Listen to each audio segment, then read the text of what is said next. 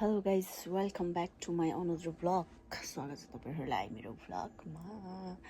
अनि आज चाहिँ हामी बाहिरतिर घुम्न जान लागेको नयाँ ठाउँमा। म स्काई ट्री धेरै देखाइसकेँ होइन। आज चाहिँ नयाँ ठाउँमा घुम्न गएको। भर्खर उठेको है, मुख पनि धोएन, धुनुपर्छ। सो आजको भ्लगमा त्यही हुनेछ, साथीहरू के हुनेछ, कस्तो कस्तो हुनेछ हेर्नुहोला। अनि साथीहरू हामी चाहिँ बाहिर निस्क्यौँ अनि रेडीसेडी भएर हामी घुम्न निस्क्यौँ। अनि यो चाहिँ हामी जाने ठाउँको गाउँमा चाहिँ रहेछ है। ट्रेन त 2-3वटा चेन्ज गर्दा गर्दा यति झ्याउ भएर यस्तो झ्याउ लागेको थियो क्या। आज चाहिँ यस्तो घुम्ने भनेको जस्तो कहिले हुँदैन क्या है। जापानमा चाहिँ घुम्न जानु भने राम्रो भएर त्यही पनि प्लान बिना नै हामी हिँडेको खासमा चाहिँ। त्यही पनि केही छैन भनेर हामी घुम्यौँ। अनि ट्रेन चेन्ज गर्दा गर्दा गर्दा टाउको घुमाइसकेको थियो।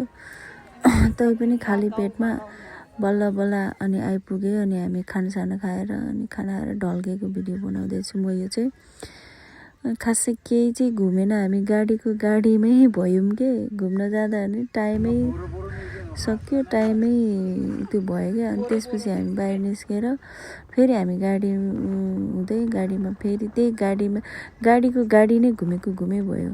गाडीमा गीत सुन्दै घुम्दै बाहिर त्यो हेर्दै घुम्दै।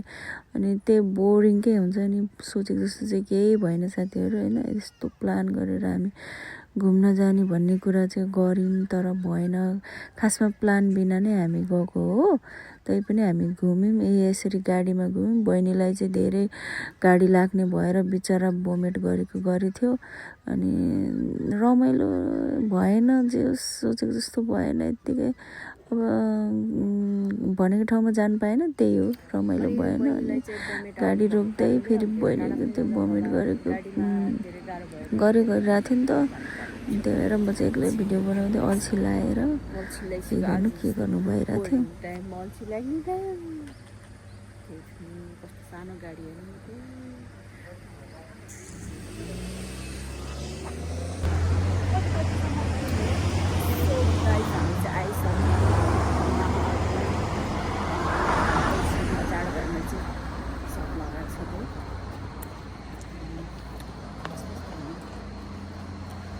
ठाउँ चाहिँ जङ्गल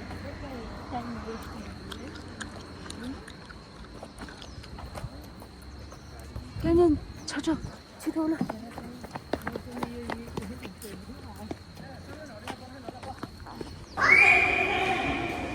सो गाइस हामी चाहिँ घर फर्केको